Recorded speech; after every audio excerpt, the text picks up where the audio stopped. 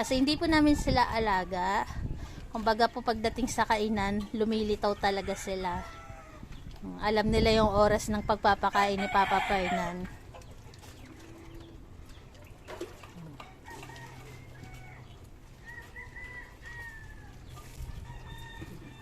Happy sila. Syempre kung ano po yung ulam ni Nabarako, ganun din po yung kanilang pagkain. Ayan, mag-harvest muna tayo ng malunggay. Kasi ganito po tayo bilang isang par parents, kapag nakakita po tayo ng malunggay, nasa isip natin kumuha agad kasi panghalo agad sa ulam nila. Tulad niyan, meron kami nakitang malunggay sa bakanting lote na to. Ayan, makita natin na sariwang-sariwa yung malunggay, kaya naakit talaga akong manguha. Para bukas, ipapaulam namin sa aming mga par babies. Kasama ko nga po pala dito si Papa Fernan manguha ng malunggay. Syempre, ayan, kasama ko rin po pala yung tatay ko. Sinamahan nila ako para mangwalag ng malunggay. Salamat po sa nagbigay ng malunggay sa amin. At ayan, happy na si Papa Fernan, dala-dala ang malunggay. Kain na kayo. Shelo, kain na. Kain na. Kain ta! Kalawakan! Pasig! Marikina! Kalayan! Cielo! Kain ta! Kain na! O, dito ka! Ang bilis ni Shelo kumain na yan. Ayan, ang ulam nila ay nilagang baboy na merong malunggay. Nagpray po sila bago kumain. Hindi ko na nga lang kasi naabutan. Kaya ayan na yung aking na-videohan.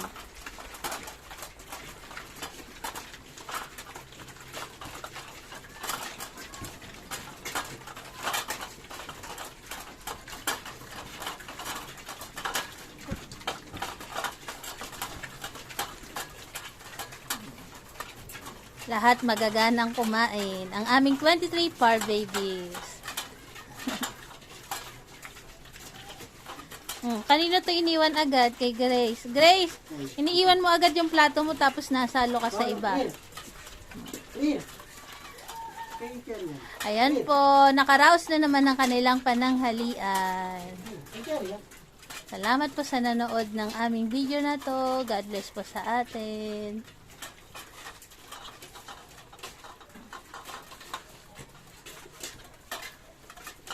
Simot sarap ang kanilang pagkain.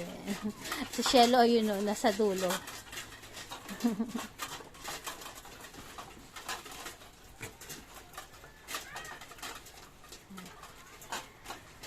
Ayan, kahit tabi-tabi sila, hindi po sila nag-aaway. Ayan.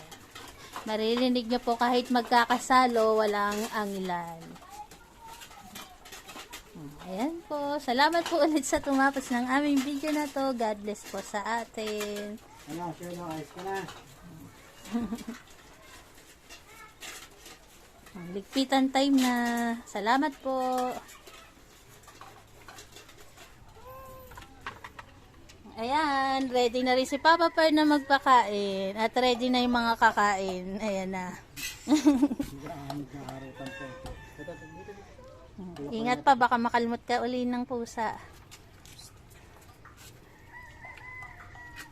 Si Papa Fernan laging nakakalmot ng pusa, kaya madalas nakakapagpa-inject siya kasi hindi siya nakakagat ng mga alaga namin, pero nakakagat siya ng aso or pusa na pinapakain niya sa labas.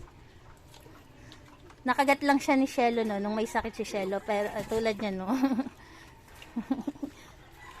Dito kami. Salo kayo, walang mag-aaway ha. Dapat nagsalo na lang yung dalawang pusa pa. Tinulak ni Papa Per na kasi madalas nakakalmot siya ng mga pusa na yan. Kasi hindi po namin sila alaga. Kumbaga po pagdating sa kainan, lumilitaw talaga sila. Alam nila yung oras ng pagpapakain ni Papa Fernan.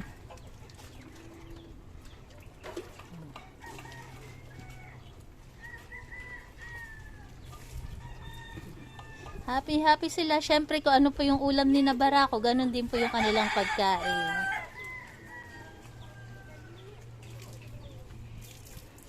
Yan. Pinapanood niyo po na pangunguha ko kahapon ng malunggay. Ayan yan. Nakahalo sa ulam nila. Syempre meron din po nakaready si Papa Fernan na inuminan nila. Na lalagyan ng inumin pala. Pag naubos na yung lalagyanan ng...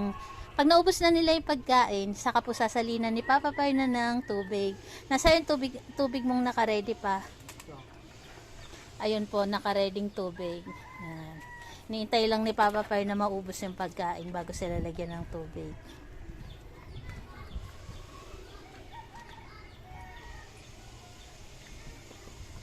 Umayaw agad si Soro. O natakot lang sa pusa. Ayaw na. Wala na makuha ulam. Taka ulam si Soro eh, no? Pinipili lang yung pagkain eh.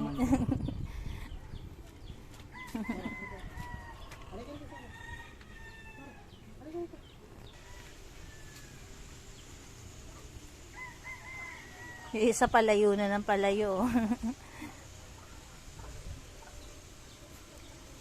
Ayan po ang kanilang tanghalian. Sinamingning. Wala pa yung pusa. Kulang pa pala yan, ano mo, pinapakain mo.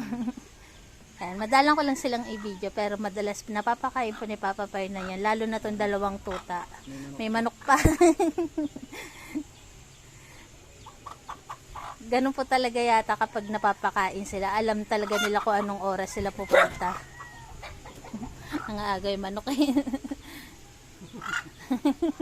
Takot yung pusa oh. Makikisalo daw yung manok.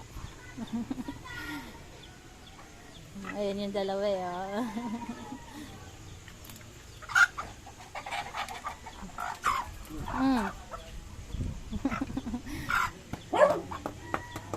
Para malagyan ako.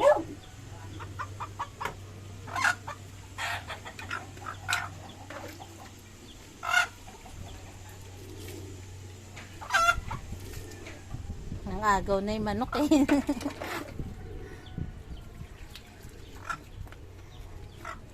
Ayan. Diyan naman po nakalagay yung kanilang inuminan. Ayan.